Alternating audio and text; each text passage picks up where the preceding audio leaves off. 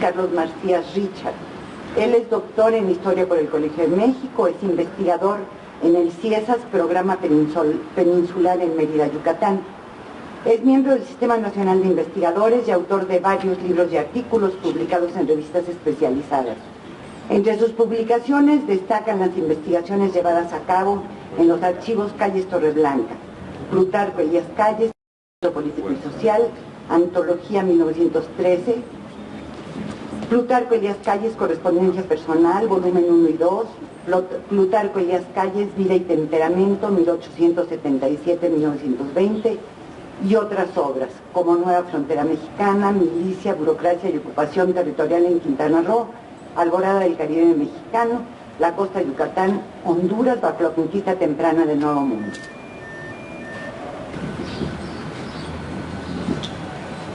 Bien, muy buenas tardes a todos.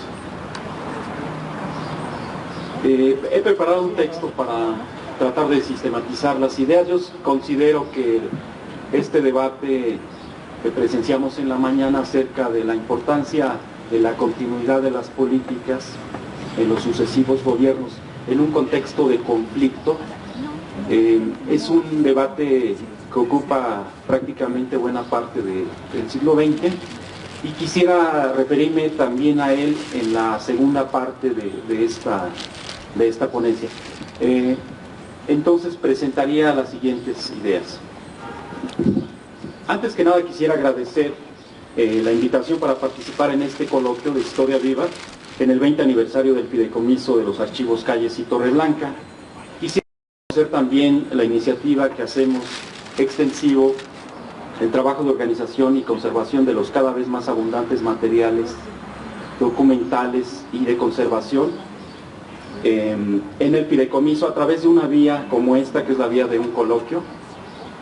Es una vía reflexiva, conjunta y pública que merecería ya convertirse en una celebración, considero, periódica e institucionalizada.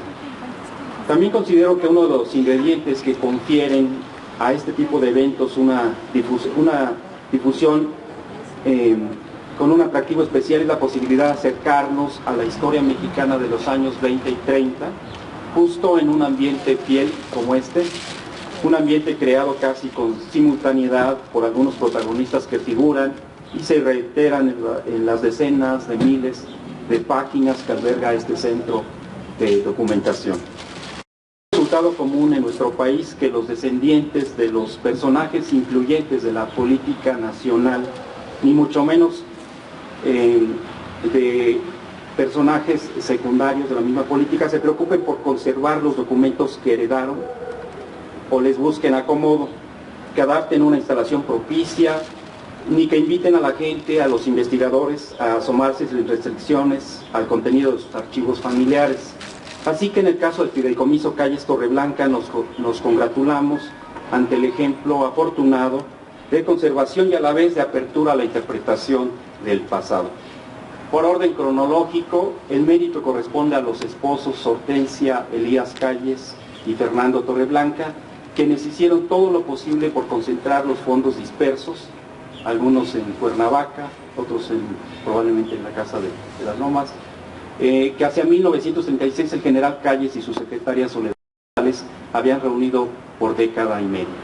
Ya en la casa de Guadalajara 104, en donde estamos, la familia Elías Calles, encabezada por doña Hortensia, ideó un esquema funcional de conservación y apertura en el que la familia ha garantizado la consulta y el mantenimiento de los papeles en condiciones idóneas. A Norma Mereles de Ogarrio le ha correspondido el desempeño ejecutivo del fideicomiso y habremos de reconocer entre los méritos de su trabajo el haber mantenido una actividad de convencimiento tan eficaz hacia otras familias herederas de testimonios históricos para ir sumando poco a poco expedientes de gran valor como los que hemos podido consultar en el archivo del general Amaro y del sindicalista de la CROM, Luis N. Morones, entre muchos otros.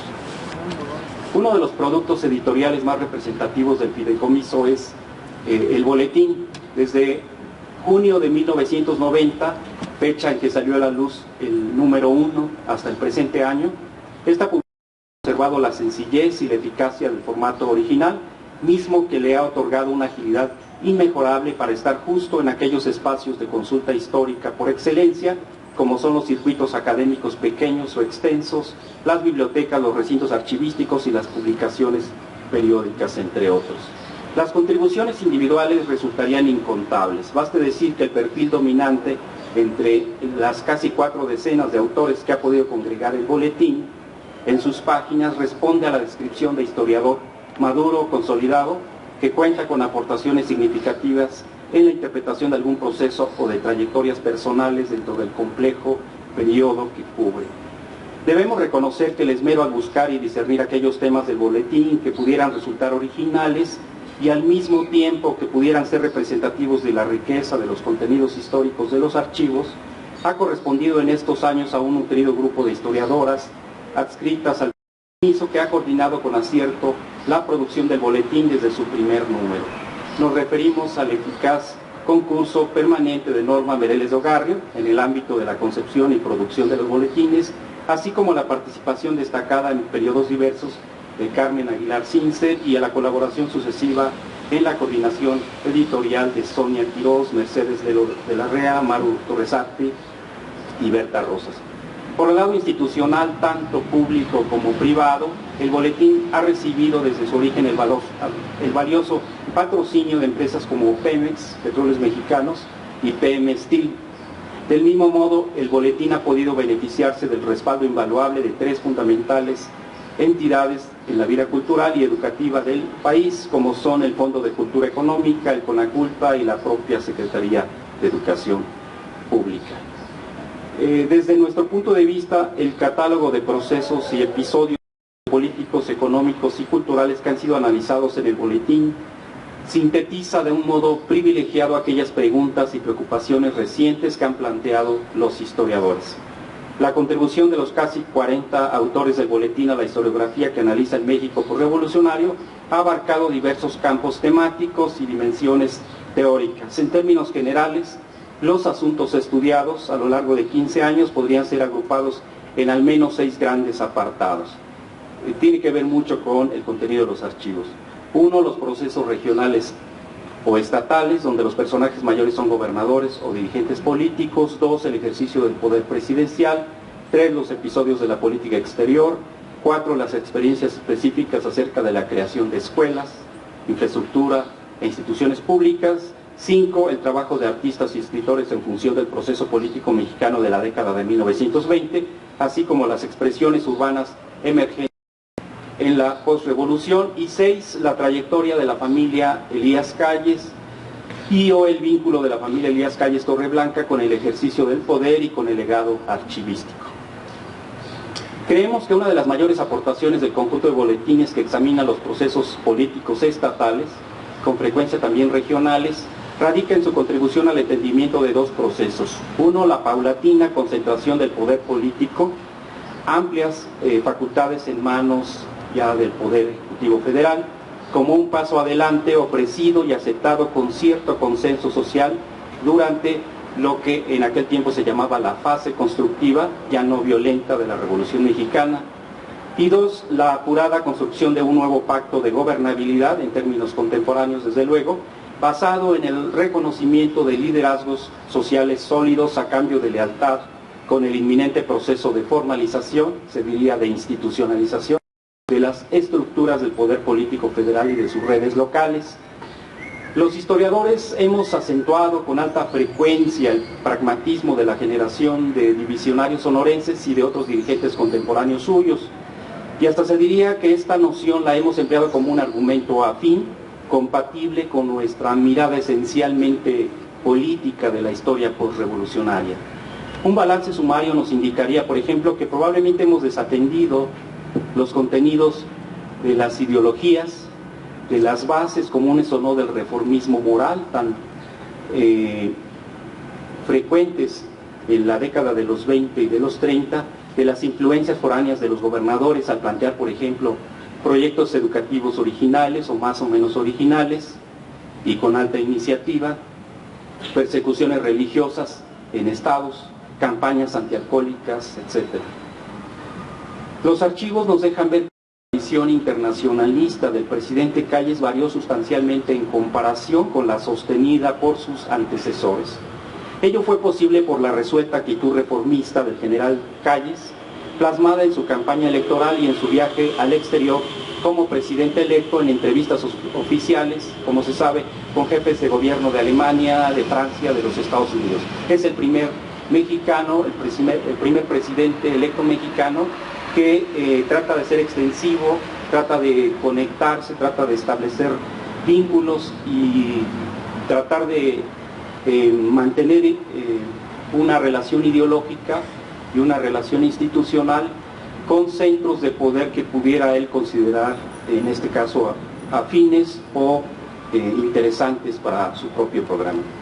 Debe reconocerse que el llamado viraje diplomático que se pudo percibir a partir del gobierno del presidente Calles fue posible las cosas merced a las alianzas que por anticipado logró con grupos laboristas y agraristas y ante todo gracias al camino sembrado por los presidentes Obregón, Carranza, primero Carranza, de la Huerta y Obregón, quienes habían trabajado para tratar de atraerse sectores liberales de los Estados Unidos con el objetivo de propiciar la revaloración de los cambios políticos en México ante la opinión de aquel país, en contra de las visiones conservadoras o escépticas acostumbradas a ver a la Revolución Mexicana como un sinónimo permanente de desorden y de ambición militarista.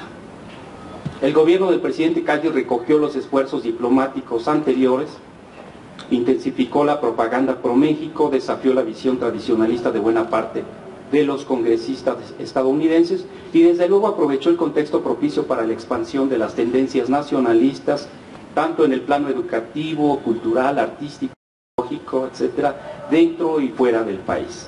De modo simultáneo, el gobierno del presidente Calles incursionó con relativa solvencia y madurez en aquella actividad que la Primera Guerra Mundial había puesto en boga, el espionaje, justo ante una de las potencias más experimentadas en la obtención y el manejo de información confidencial como fueron los Estados Unidos. Los archivos sugieren que la fricción diplomática que predominó entre los gobiernos de Estados Unidos y México durante la década de los 20 va en el sentido de revalorar las ostensibles divisiones que percibimos en el bando diplomático del país del norte. Y es que el agregado militar Edward Davis llegó a adquirir tal grado de autonomía ante el embajador Sheffield, al extremo de que Davis y la División de Inteligencia Militar manejaron a su modo la crisis que provocó la revelación de los documentos sustraídos de la embajada norteamericana, cuyo mérito se atribuye entonces al laborista Luis N. Morones. Esta línea de explicación se complementaría con la paulatina pérdida de respaldo de Sheffield por parte de Frank Kellogg y el Departamento de Estado en la última fase de la gestión del embajador entre febrero y mayo de 1927. Como se aprecia, aún quedan caminos alternos para la interpretación histórica en lo que se refiere a la confluencia de los intereses diplomáticos durante la década de 1920. Creemos oportuno centrar nuestra reflexión de entre los periodos tratados en el periodo de madurez poco conocido del general Calles, es decir, de 1936 a 1945. Se trata de un periodo en el que sus puntos de vista se hallan en gran parte influidos por la preocupación, maduro ya, por la estabilidad económica y política del país, por el recelo ante el estado de agitación social como él lo definía en la década de los 30, y por la certeza de que la institución presidencial representaba en aquel momento la principal herramienta para institucionalizar, para formalizar las relaciones políticas al interior de las entidades federales, luego de décadas de camarazos locales, desaparición de poderes impulsados por un enjambre de grupos en el Senado, así como interminables pugnas no democráticas entre facciones y partidos locales. Si creímos entender bien las páginas que Arnaldo Córdoba le dedica al periodo 30-35 en uno de sus libros más recientes, el periodo de transición que corresponde al maximato, es decir, la disolución de los grupos regionales y la creación de engranajes locales más o menos pactados con el centro, el maximato, repetimos, representaría un primer paso indispensable para el proceso que inicia el partido cardenista corporativo de la Revolución Mexicana. O dicho de otra forma, el modelo corporativo cardenista del Partido de la Revolución Mexicana del 38 representa una suerte de continuidad de mecanismos internos del maximato, o más aún el perfeccionamiento del maximato en términos de control político regional y ante todo sectorial. El rostro más ostensible del maximato históricamente es el ejercicio de la jefatura máxima, es decir, el ejercicio soterrado o abierto de Calles de una facultad de arbitrio extralegal que bien vista superaba al propio personaje que la ejercía. Una facultad accidental que para ser objetivos tenía avisos firmes de aparición en el país al menos desde julio de 1928 en la figura del presidente electo, el caudillo aún invicto, Álvaro Obregón. La reelección como tal representaba y representa la idea de la reelección, representaba y representa una noción maldita para la historia política del país y para los sucesivos aspirantes distantes a ella desde 1911, y en el caso de Obregón se confirmó esta máxima. Lo interesante en la dilatada experiencia callista de la década de los 30 y de los 40, considero, es que el creciente poder de arbitrio de Calles, todavía hasta 1936 en este caso, contó sin duda con la anuencia, por no decir en algunos casos con la necesidad, de los presidentes, hayan sido nombrados como hayan sido nombrados, de los presidentes durante el maximato, así como con la invariable subordinación del cuerpo de dirigentes del partido el Nacional Revolucionario en ese tiempo todavía. A falta de Obregón, Calles se convirtió de pronto en el referente del liderazgo de los múltiples grupos encontrados entre sí. Vaga o fielmente identificados estos grupos, buscaron una forma de aglutinarse a partir de un proyecto ideológico de lo que quedaba de la Revolución Mexicana. Calles se ve como árbitro permanente y consultor. Por ejemplo, Portes Gil recurre a él para combatir a los generales escobaristas, obregonistas que desconocieron el pacto del nuevo partido del 29. Ortiz Rubio prácticamente lo tuvo siempre en su gabinete. Abelardo Rodríguez simplemente no riñó con la figura extra presidencial de Calles y asumió sin dificultad su papel de administrador interino. Si vemos a Calles como un político sediento de poder, muy preocupado por manipular los grupos en el Congreso y por chantajear y someter a su voluntad a los miembros destacados del ejército, si partimos de esa óptica heredada por los grupos políticos que le sucedieron, entonces es dable creer que cada uno de sus viajes, que cada búsqueda de refugio o distracción en el interior de la República representa una estrategia para conservar la red de aliados e incrementar su poder de arbitrio en el país. Nosotros preferimos no creer esta premisa historiográfica heredada, ya sabemos, de los grupos ganadores en esa coyuntura. Preferimos confiar en sus cartas familiares, en la influencia que tienen los estados de ánimo en los actos de una persona. Viudo por segunda ocasión, Calles optó por refugiarse en 1934 por temporadas en el Sausal, Baja California, en el Riego, Puebla, y en un bugalito, como recordaba doña Hortensia, en una playa virgen de Sinaloa llamada en ese tiempo el Tambor. Hasta ahí lo buscó el presidente Rodríguez para inaugurar, podría decirse, lo que la cultura política denominó después el dedazo en la designación del general Cárdenas como candidato presidencial. Ya en campaña Calles no escatimó elogios públicos para su exsubordinado en Sonora, el general Cárdenas, entonces candidato presidencial.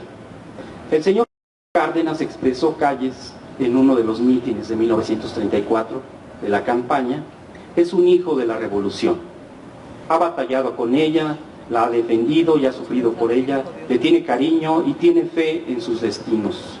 Es un hombre modesto y tiene la gran virtud de ser honrado. Tengo la seguridad, concluyó Calles, de que los destinos de la revolución fincarán la felicidad del pueblo por haber escogido a este hombre para ocupar la más alta investidura de la República. Cierra la cita. Literalmente el Calles de 1936-38, a juzgar por su correspondencia personal, no pensaba distinto al Calles del candidato presidencial de 1924. Como más de una década atrás, Calles volvió a postular que el problema agrario era un problema integral, por ejemplo. que abarcaba los puntos siguientes: distribución de la tierra, crédito, técnica agrícola, para campesinos, educación, etc. Este programa, sostuvo, es el que venía siguiéndose en mi país. Se quejaba en los años 38, respetar la propiedad privada, restablecer el crédito agrícola, hacer obras de irrigación para quitarle a la agricultura sus problemas aleatorios y hacer una más firme y elevada la cultura de las masas. Es un proyecto básicamente liberal, y son de valorar las reflexiones que Calles realizó durante el exilio ya, porque a pesar de su posición anticardenista por demás predecible, estas resumían su experiencia política y su certidumbre acerca de la etapa que correspondía jugar a la institución presidencial. En un artículo que Calles publica en el 36 en la revista estadounidense Today, Calles ofreció su opinión acerca de lo que llamó los dos tiempos del péndulo en la historia latinoamericana. Y estos dos tiempos que se presentan en parte del siglo XX y que él diagnostica en el 36 son la tiranía o la dictadura y la democracia, la agitación por un lado y la estabilidad social. Calles lamentaba que en vísperas de la Guerra de Europa, México no pareciera tomar tendencias vigorosas hacia la democracia en esos términos y hacia la estabilidad social y política también en esos términos. Cito un párrafo de ese artículo. Ya nadie quiere tomar por el camino del medio. Los comunistas, escribió, agitan anárquicamente para preparar el advenimiento de una sociedad sin clases, cuya existencia parece inverosímil mientras el hombre sea lo que actualmente es. Los derechistas, por su lado, pretenden hacer que la vida retroceda a las fórmulas ya superadas por la evolución. Pero todos nos preguntamos, concluía Calles, ¿por cuál camino nos aproximamos a la meta de la estabilidad y la construcción? ¿Cuál es el camino del medio? Y él mismo se respondió, por uno, por el único que garantiza la libertad a los ciudadanos, liberalismo, por las instituciones democráticas. Cuando intentó definir las características del fanático de su tiempo en plena pugna con la agitación social que, según él, se veía en el país, él pensaba que la historia reciente del país y que los periodos de transformación social habían sido superados, se atrevió a definir de modo interesante los rasgos del tipo ideal de fanático, ya que él mismo había sido un protagonista en un periodo de transformación social que, según él, es cuando predomina el radicalismo. Textualmente dice, un fanático tiene la fe ciega en los principios que profesa, en su valor para poner en riesgo la vida, los bienes y la tranquilidad personal y familiar. Un fanático tiene y transmite un concepto simplista de los problemas del país. Un fanático muestra desprecio por las opiniones ajenas. Un fanático se identifica incondicionalmente con los suyos y posee un odio sistemático e irreflexivo para los que considera enemigos. Al final de su texto, Calles expresó una autocrítica. Él los conocía y estaba realizando una autocrítica a su propia generación, a la generación revolucionaria de los 20, y señaló que entendía pero no justificaba la aparición de este perfil de fanático en la edificación del México de la década de los 30. Estas características del fanático, concluyó, que podrían considerarse virtudes en la lucha por el poder, en la difusión de las doctrinas, en la agitación de las masas, vienen a construir valores negativos para la obra y la estabilidad del gobierno de la revolución. La perspectiva de conservación estructural mostrada por el experimentado general Calles, enfocada hacia la protección de la economía nacional, básicamente preocupado por la estabilidad económica nacional, no solo la estimulaban sus múltiples lecturas sobre las condiciones de posguerra en el mundo, un contexto difícil, o su cercana relación epistolar con el prestigioso economista Irving Fisher, quien fue precursor, por cierto, de una teoría de los precios en los Estados Unidos. También provino esta perspectiva de conservación estructural de su experiencia personal sobre el efecto demoledor que conlleva cualquier bancarrota estatal, y también el recuerdo de las tortuosas negociaciones que durante años se llevaron con el Comité Internacional de Banqueros por la deuda externa, y sobre la posibilidad del excesivo endeudamiento público y sobre la mediocridad que campea en la administración gubernamental cuando encarecen los recursos públicos. Los años y la experiencia me han vuelto realista, sostuvo Calles en 1940, y los acontecimientos que en el mundo se desarrollan me confirman que es justa mi transformación. Por tanto, creemos que el Calles del exilio nos sugiere analizar su perspectiva actualizada del país, no con base en la disyuntiva ideológica del momento callismo, cardenismo, sino con base en las mismas convicciones políticas que habían sido constantes en su trayectoria, como las variantes no ejidales para el desarrollo de la agricultura, el fomento de la irrigación, la apertura y modernización de caminos, el estímulo refaccionario a la producción, etc. A pesar de haber podido regresar a su país a partir de la expedición de la ley de amnistía del 37, Calles prefirió esperar a que se tranquilizara el ambiente político febril estimulado por la revolución del 40. Sería hasta el 42 cuando el régimen que contribuyó a formar lo rehabilitaría plenamente a instancias del presidente Manuel Ávila Camacho. Retornó sin buscar ni esperar grandes reacciones políticas de sus amigos. No es casual que las fuentes para elaborar una historia personal de los últimos años del general Calles solo puedan obtenerse de la correspondencia familiar de los archivos del fideicomiso. Es ahí donde el historiador se topa con la última pieza cronológica que referimos al principio de esta sección. La pieza cronológica tiene que ver con doña Hortensia. Los archivos, en este caso los archivos Calles, serían, al menos en este caso, una extensión, un espejo de los personajes. Tenemos la impresión de que los incontables detalles de la apasionante vida política que presenció doña Hortensia fueron recreados, asimilados por ella misma, releídos después de 1978 en esta casa, cuando inició la labor de revisión y restauración de los papeles pertenecientes a su padre y resguardados en su domicilio. En esa etapa feliz en la que tuvimos la fortuna de aprender de doña Hortensia, no hubo episodio del pasado recién construido que su generosidad no estuviera dispuesta a esclarecer, el caso Serrano, por ejemplo, entre muchos otros, ni opinión distinta a la política de su padre, incluso radicalmente opuesta a la política de su padre, que no estuviera dispuesta a escuchar y a incorporar en su amplia concepción de la vida política del país. Desde nuestro punto de vista, una de las mayores aportaciones de los primeros 49 ejemplares del boletín radica en haber colocado su grano de arena en la mejor comprensión del accidentado proceso de institucionalización del país durante el periodo 1536. Por un lado, ha documentado las formas específicas en que florecieron y decayeron los liderazgos político-militares locales, así como los términos habituales de la convivencia de estos con el poder central. Por otro, ha contribuido también a develar cómo se presentó la paulatina concentración del poder que mencionamos en manos del Poder Ejecutivo Federal como un proceso institucional aceptado con relativo consenso social durante la fase llamada constructiva, en aquel tiempo no violenta, de la Revolución Mexicana. Como se sabe, la reconversión contemporánea de aquellas instituciones tan difícilmente construidas, que fueron apuntaladas por el presidencialismo mexicano del siglo XX, aún se encuentran hoy en una etapa de intensa discusión y revisión, actualización. Su reemplazo y superación, casi 80 años después, comprensiblemente ocupan la inteligencia y la voluntad para acordar por parte de los principales actores políticos en estos momentos. Muchísimas gracias.